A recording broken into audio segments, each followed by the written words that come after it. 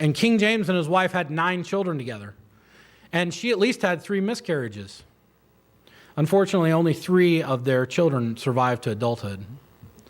But James loved his wife, and his wife stayed with him in his castle. I mean, it was very common for you to get married, maybe have an heir, and then just kick your wife off somewhere else, and then have a whole bunch of mistresses. And that's the other thing. One of the biggest proofs that people bring up that King James was a sodomite is that there was actually a line item in the budget for king's mistresses all throughout. I mean, King Henry, all these, you can actually look at what they wrote in their budget, and it would say this is much for mistresses. Well, King James never used that. He didn't have any mistresses. So they say, oh, well, he didn't have any mistresses. He's obviously a sodomite. Well, maybe he loved his wife. Maybe he had 9 kids with his wife.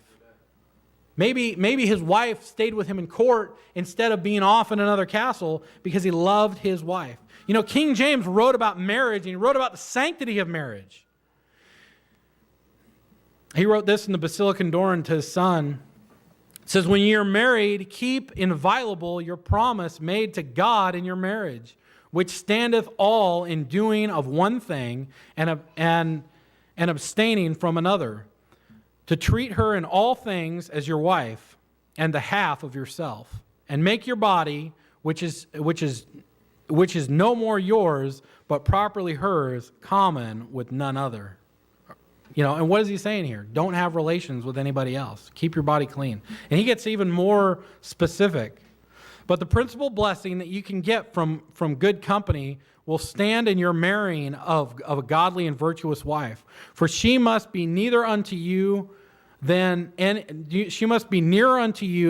other companion, being flesh of your flesh and bone of your bone, as Adam said to Eve in reference to Genesis 1.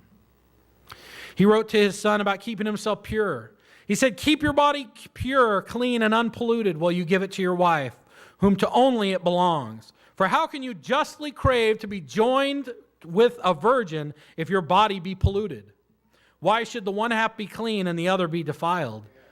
Here God commanded by the mouth of Paul to abstain from fornication, by the mouth of John reckoning out fornication among other grievous sins, that declares the committers are among dogs and swine. You know, King James loved his wife, and he was very openly affectionate to her. They were the get-a-room couple of the English court. I mean, seriously.